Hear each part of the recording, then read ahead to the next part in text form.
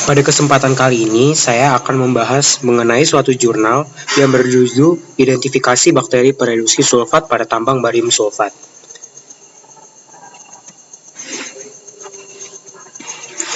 Latar belakang dari mengambil judul ini, di mana jurnal ini dibuat di latar belakangi oleh masalah lingkungan.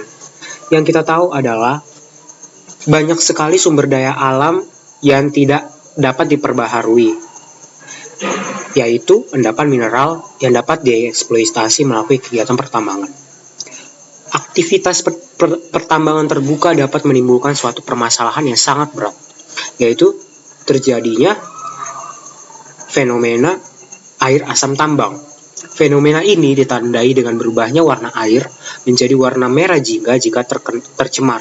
Karena itu sangat memberikan serangkaian dampak yang saling berkaitan, yaitu menurunkan pH dan ketersediaan dan keseimbangan unsur hara dalam tanah itu semakin berkurang, serta kelarutan unsur-unsur mikro yang umumnya merupakan unsur logam akan meningkat. Nah, apa gunanya identifikasi ini? Kita ingin mengetahui apakah di tambang barium sulfat itu memiliki bakteri pereduksi sulfat. Karena bakteri pereduksi sulfat ini memanfaatkan energi dari reduksi sulfat menjadi sulfida. Reduksi sulfat menghasilkan hidrogen sulfida. Hidrogen sulfida tersebut sangat berguna untuk mengendapkan logam-logam yang berat dan aktif seperti Cu, Zn, dan Fe, dan masih banyak yang lain. Di daerah tambang sendiri, ini akan berikatan dengan logam-logam yang banyak terdapat pada lahan tambang dan akan membentuk logam sulfida yang selektif. Nah, gunanya bakteri pereduksi sulfat selain itu adalah meningkatkan pH, sehingga ia akan tereduksi menjadi sulfida dan berikatan dengan air membentuk H2S. H2S ini akan berikatan dengan logam sehingga logam stabil, dan dia akan meningkatkan ion OH sehingga meningkatkan pH dan menjadi netral sampai basa. Selain itu juga menurunkan kelarutan logam-logam sehingga logam-logam berat akan mengendap dan tidak terlarut di dalam air. Karena H2SO4 itu bersifat korosif.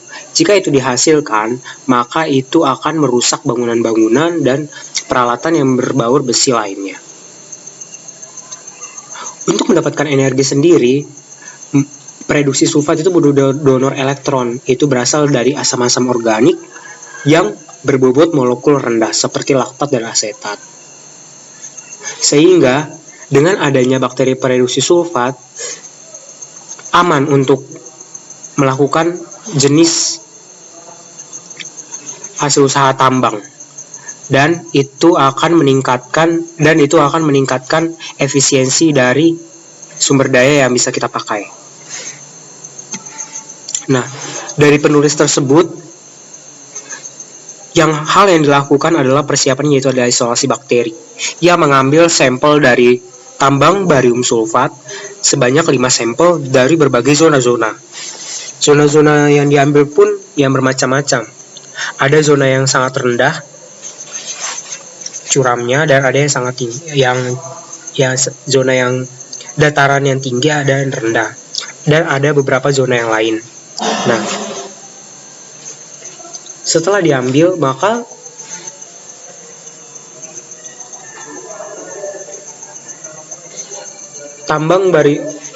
bakteri yang telah diambil itu atau sampel yang telah diambil itu disimpan dalam lab pada suhu 40 derajat Celcius. Setelah itu akan diisolasi selektif dan dimasukkan ke dalam medium diperkaya. Medium yang diperkaya yang dipilih tersebut adalah iron light by medium, di mana komposisi dari medium ini adalah 20 gram pepton, 3 gram ekstrak ragi, fenrik sitrat 0,3 gram, sodium tiosulfat 0,3 gram, NaCl, dan untuk mengisolasinya ini pun dengan melakukan pengenceran sehingga mendapatkan kultur murni yang akan diawetkan dalam medium gliserol pada suhu minus 200 derajat Celcius. Setelah diinkubasi pada inkubator, maka akan diuji bagaimana sifat metabolismenya. Sebelum dilakukan uji biokimia, dilakukan pula pewarnaan gram, di mana kita ingin mengetahui apakah bakteri ini merupakan yang diidentifikasi ini adalah bakteri gram positif atau negatif. Pewarnaan gram dengan cara meneteskan kristal violet, lalu nanti diteteskan lagi dengan iodin. Setelah itu juga diteteskan dengan safranin sebagai pewarna pembanding. Nah, ada juga di dalam jurnal yang dibahas di sini adalah dilakukan uji biokimia. Uji biokimia yang pertama adalah uji biokimia ONPG. Singkatan dari ONPG sendiri adalah ortonitrophenil beta degalactopyranosida, di mana uji ini menghasilkan galaktosa dan ortonitrophenol. Yang kita bisa lihat adalah di galaktosa merupakan salah satu sumber karbohidrat. Dan ONPG juga akan bereaksi dengan H2O dan enzim yang mengkatalisisnya adalah beta galaktosidase, itu akan menghasilkan produk galaktosa dan ortonitrophenol. ONPG ini sebenarnya tidak berwarna, tetapi setelah dihidrolisis menjadi ortonitrophenol akan timbul warna kuning pada larutan alkali. Selanjutnya, ada beberapa yang bisa kita perhatikan bahwa di sini ada beberapa asam amino yang diuji, yaitu lisin, orthionine, penilanin,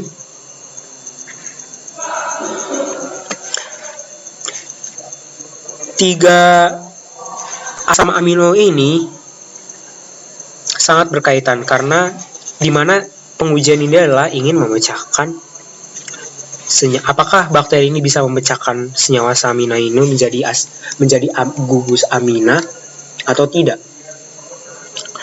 Mari kita bahas satu-satu. Uji lisin.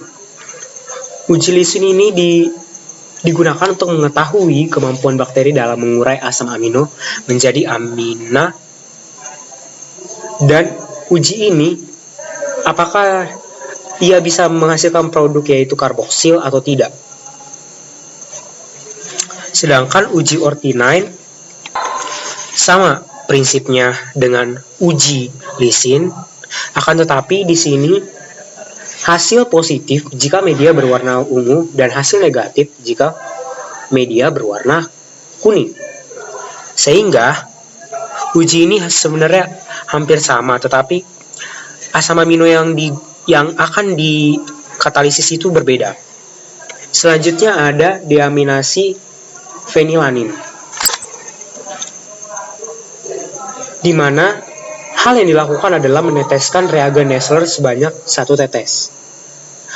Reagen ini merupakan reaksi spesifik untuk identifikasi adanya amonia atau tidak. Hasil uji jika positif akan menunjukkan perubahan warna kuning, karena warna kuning menunjukkan bahwa asam amino telah dideaminasi. Selanjutnya, uji urea. Uji urea ini ingin mengetahui apakah bakteri tersebut memiliki enzim urease. Urease merupakan enzim hidrolitik yang menyerap ikatan nitrogen dan karbon pada senyawa amida seperti urea dan membentuk produk akhir yaitu amonia yang bersifat basa. Cara kerjanya adalah dengan meletakkan bakteri pada medium ini, setelah itu diinkubasi selama 24-48 jam, lalu dilakukan pengamatan apakah berubah menjadi warna merah menyala atau tidak.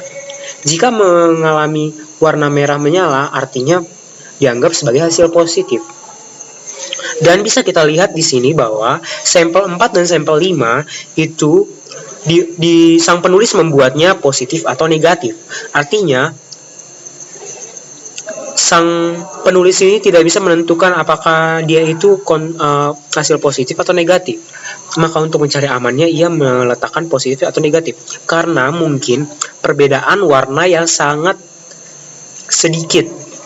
Perbedaan warna yang sangat yang tidak signifikan, sehingga penulis menyimpulkan bahwa sampel ini bisa dikatakan mendapatkan hasil positif atau negatif.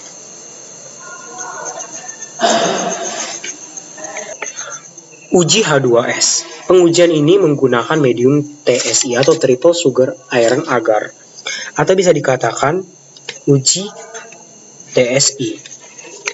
Uji ini digunakan untuk membedakan antara anggota kelompok Enterobacteriaceae dan membedakannya dengan kelompok yang lain.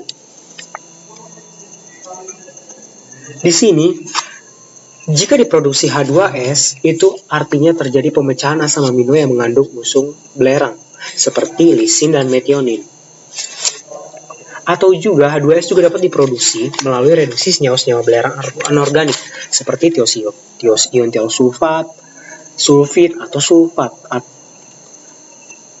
Adanya H2S dapat diamati dengan menambahkan garam-garam logam berat ke dalam medium. Jika dikatakan positif, memberikan hasil yang positif, H2S bereaksi dengan senyawa-senyawa tersebut ditandai dengan terbentuknya warna hitam. Dan dikatakan negatif apabila tidak terbentuk warna hitam. Karena medium itu tidak dapat menghidrolisis logam-logam berat yang terkandung di dalamnya. Yang selanjutnya adalah uji penggunaan sitrat. Uji ini menggunakan sitrat sebagai sumber karbon dengan menggunakan enzim sitrat permease untuk membawanya ke dalam sel, lalu memecahnya dengan sitrat menjadi pirufat dan CO2. Na2CO2 yang basah dideteksi oleh bromothymol blue sebagai indikator pada medium sebagai perubahan warna dari hijau menjadi biru.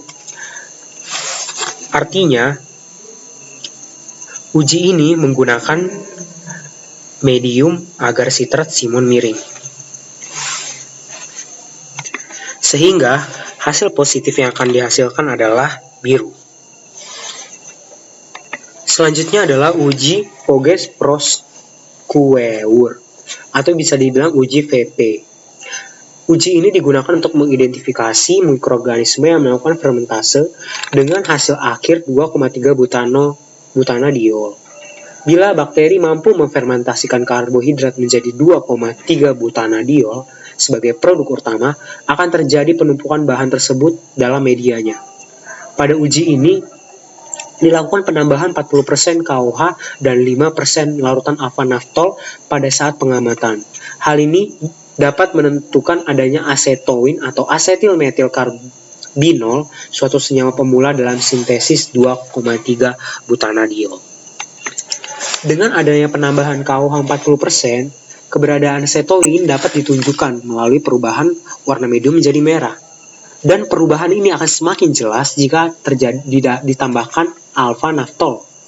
Uji ini sebenarnya merupakan uji secara tidak langsung, karena kita tidak bisa mendapatkan hasil produk yaitu 2,3 butanadiol. Kita hanya ingin mengetahui bahwa asetoin adalah senyawa pemula dalam sintesis 2,3 butanadiol.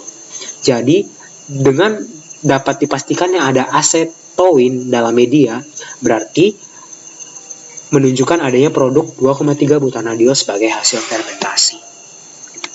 Selanjutnya adalah uji methyl red atau MR. Uji methyl red digunakan untuk menentukan adanya fermentasi asam campuran, di mana beberapa bakteri dapat memfermentasikan glukosa dan menghasilkan berbagai produk asam sehingga akan menurunkan pH medium pertumbuhan atau menjadi lebih rendah dari pH 5. Uji ini dilakukan untuk mendapatkan menghasilkan asam melalui proses hidrolisis, sehingga didapatkan asam organik yang sederhana. Dilakukan dengan cara diteteskan 3-5 tetes methyl red pada medium. Dan setelah itu, dilakukan pengamatan. Jika terjadi perubahan warna menjadi merah, maka dikatakan hasil positif. Tetapi jika tidak berwarna merah, dikatakan hasil negatif. Selanjutnya adalah produksi indol. Di sini kita juga hampir sama dengan uji yang lain, yaitu uji yang menggunakan asam amino seperti lisin, ortinin, dan fenilanin. Di sini juga kita akan menguji asam amino yaitu triptofan. Asam amino ini mudah dapat digunakan oleh mikroorganisme. Indol adalah senyawa N yang terbentuk dari degradasi triptofan oleh bakteri. Keistimewaan dari proses ini adalah hanya beberapa bakteri yang dapat menghasilkan indol dan mudah untuk dideteksi. Di mana bakteri akan menghasilkan enzim triptofamase. Di mana metode pengujiannya dengan meneteskan 5-7 tetes larutan Kovac sehingga akan terlihat lingkaran seperti cincin. Jika terjadi pembentukan cincin merah pada permukaan medium, dikatakan hasil positif. Jika tidak terjadi, maka dikatakan hasil negatif. Selanjutnya adalah uji Malonat-Broad. Ini dilakukan dengan cara memindahkan satu OC dari medium ke dalam suatu yang mengandung malonase. Setelah itu diinkubasi pada temperatur 35 derajat Celcius dan diamati setiap 24 jam selama 48 jam, plus minus 2 jam. Hasil positif ditunjukkan dengan ada perubahan warna menjadi biru. Selain warna biru, artinya itu menunjukkan perubahan warna dan memberikan hasil yang negatif. Selanjutnya adalah hidrolisis eskulin, di mana hidrolisis eskulin ini akan menghasilkan produk yaitu eskulin dan glukosa. Di mana glukosa yang kita tahu adalah salah satu karbohidrat. Jadi ya di sini kita akan menguji apakah bakteri yang kita identifikasi ini dapat menghidrolisis eskulin atau tidak.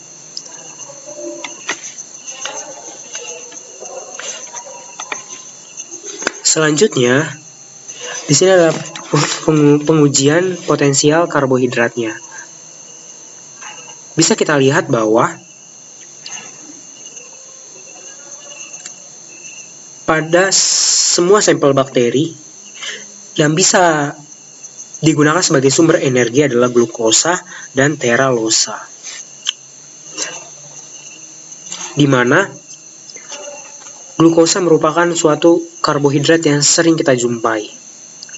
Semuanya ada pada nasi, kentang, dan lain-lain.